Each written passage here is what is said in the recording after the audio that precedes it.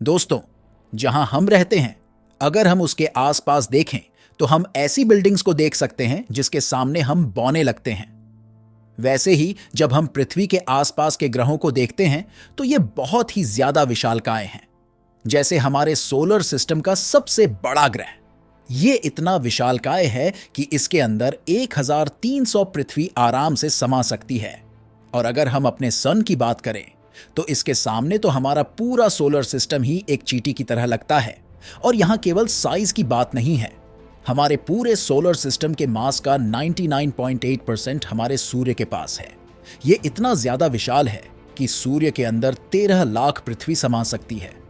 इसका मतलब हमारा सूर्य तो काफी विशालकाय है ना? लेकिन रुकिए, वैज्ञानिकों ने एक ऐसे स्टार को खोजा है जो इतना ज्यादा विशाल है कि उसमें 13 क्वाड्रिलियन पृथ्वी आसानी से समा सकती है।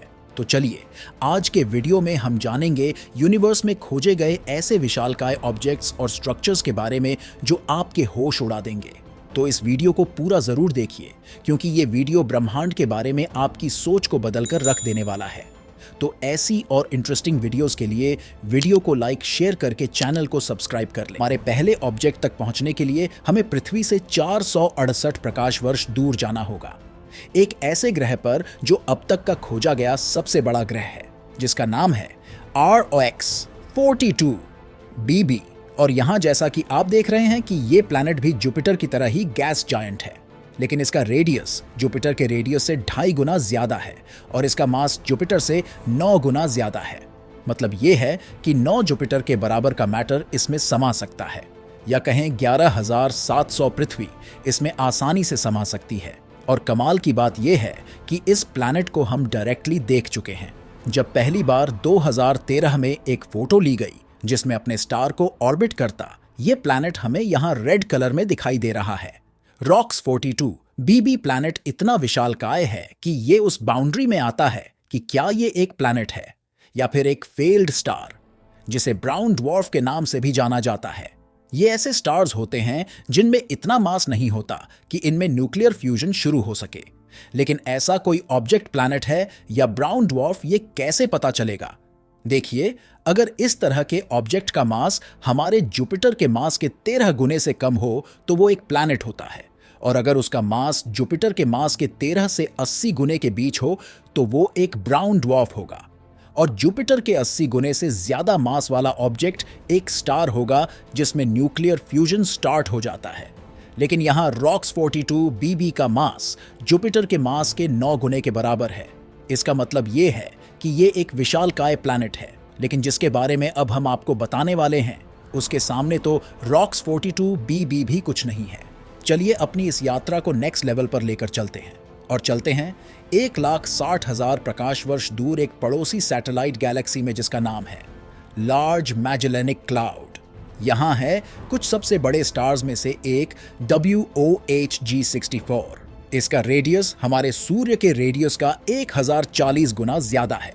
अगर हम इसे अपने सोलर सिस्टम के बीच में रख दें तो मर्क्यूरी, वीनस, पृथ्वी, मार्स और जुपिटर तक के ऑर्बिट इसमें समा जाएंगे।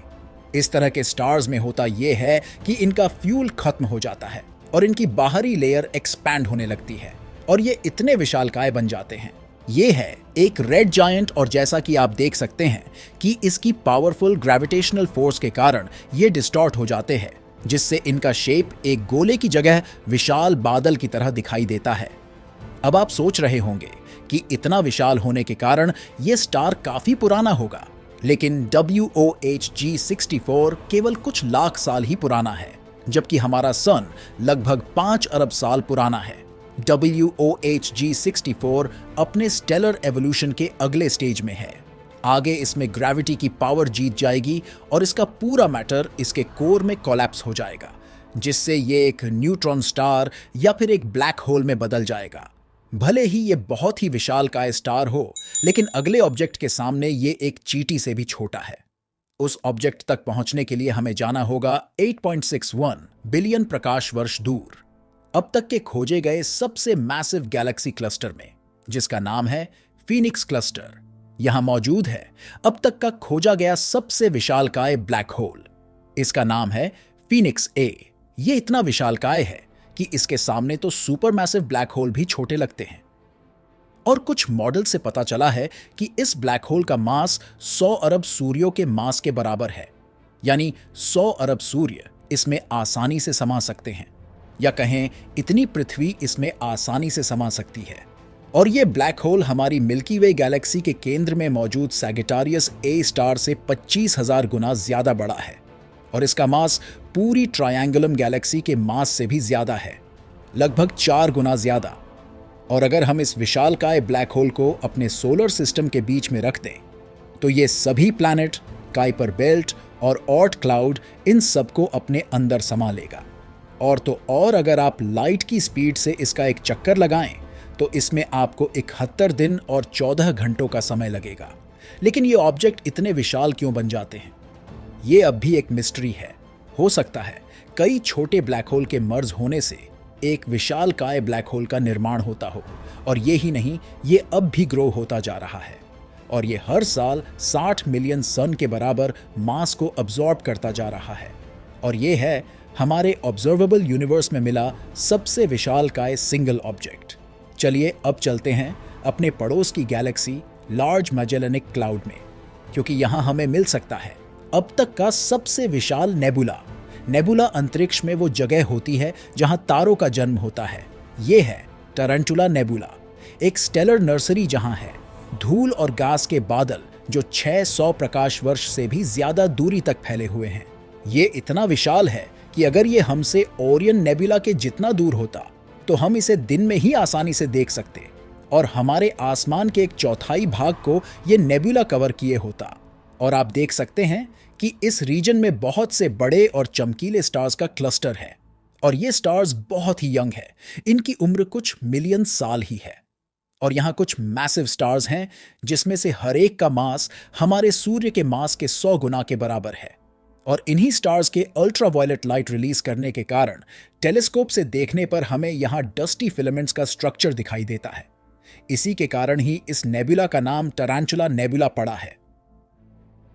यहां इतनी ज्यादा स्पीड से स्टार्स क्यों बन रहे हैं, यह भी एक मिस्ट्री ही है। हो सकता है कि ऐसा इसकी लोकेशन के कारण हो, क्योंकि लार्ज मैजेलेनिक क्लाउड के मिल्की वे गैलेक्सी से इंटरैक्शन के कारण इन स्टार्स का फॉर्मेशन हो रहा हो।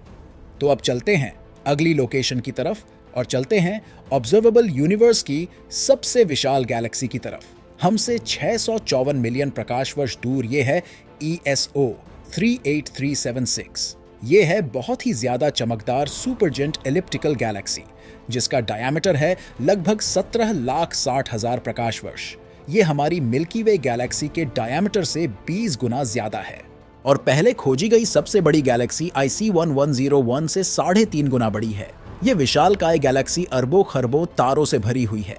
इनमें से कई स्टार्स तो उन गैलेक्सी के हैं जो इससे मर्ज हुई है, और फिलहाल इस गैलेक्सी में अब स्टार्स नहीं बन रहे हैं, और हमारी गैलेक्सी का फ्यूचर भी ऐसा ही होने वाला है। इतने बड़े स्केल पर तो नहीं, लेकिन आज से लगभग 4.5 अरब साल बाद हमारी गैलेक्सी मिल्की वे और एंड्रोमेडा आपस में टकरा जाएंगी और आपस में मर्ज हो जाएंगी, और इसी तरह की एक विशालकाय एलिप्टिकल गैलेक्सी का निर्माण होगा। और भविष्य में आज हम पूरे यूनिवर्स में फैले इन स्ट्रक्चर्स को टेलीस्कोप्स के थ्रू देखते हैं। ये केवल लाइट के एक धब्बे की तरह ही दिखाई देंगे। और दोस्तों, जब हम यूनिवर्स के सबसे विशाल ऑब्जेक्ट्स की बात करते हैं, तो हम असल में उन ऑब्जेक्ट्स की बात करते हैं जिन्हें खोजा जा चुका है। हो सकता है इस अनंत ब्रह्मांड में कहीं इससे भी ज्यादा विशाल गैलेक्सीज, ब्लैक होल, विशालकाय प्लैनेट्स और स्टार्स मौजूद हों और अपने खोजे जाने के इंतजार में हों। लेकिन अगर हम एक लेवल और आगे बढ़ें, तो यहां आते हैं गैलेक्सीज के क्लस्टर, जैसे एल गॉर्डो क्लस्टर, जिसका स्पेनिश में मतलब होता है द फैट वन, जिसका डायमीटर 10 से 30 मिलियन प्रकाश वर्ष के बीच है, और इसका वेट हमारे सन से 2.1 क्वाड्रिलियन टाइम्स ज्यादा है।